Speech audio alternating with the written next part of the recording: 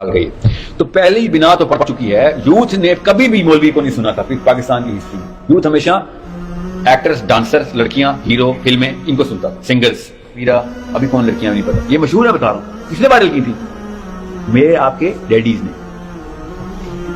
मानना पड़ेगा ना।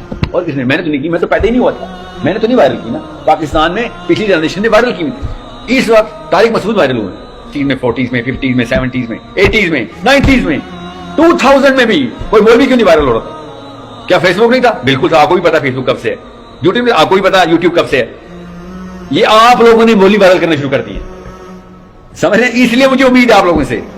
पिछली जनरेशन सिर्फ डांसर्स, एक्टर्स, सिंगर को वायरल करती थी।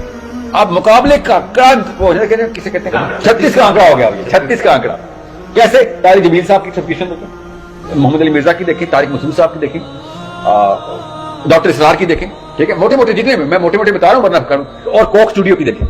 36 का आंकड़ा शुरू होने वाला है। ये कभी पहले हुआ था? कभी मौलवी सेलिब्रिटी हो सकता था? अब मौलवी सेलिब्रिटी है। ये आपकी शान है, अल्हम्दुलिल्लाह। अल्लाह ताला और तकवीर दे इसको। This is an honour for you guys. You guys have put मौलवी on the laptop and the table. Last generation was against repulsive, allergic थी। क्यों? उनका कसूर भी नहीं था ना। मौलवी साहब उनकी ग्रामर में बात नहीं करते थे। अब वो आ गई बात, इनके एक्यूमेंट डेवलप हुए, इन्होंने वो वाली गन्ने पकड़ लिए जिनके आपके दिलों पे असर होते हैं। दीन की बात फैलाना सदक़े जारिया है। सवाब की नीयत से वीडियो को शेयर जरूर कीजिए। जज़ाकल्लाह।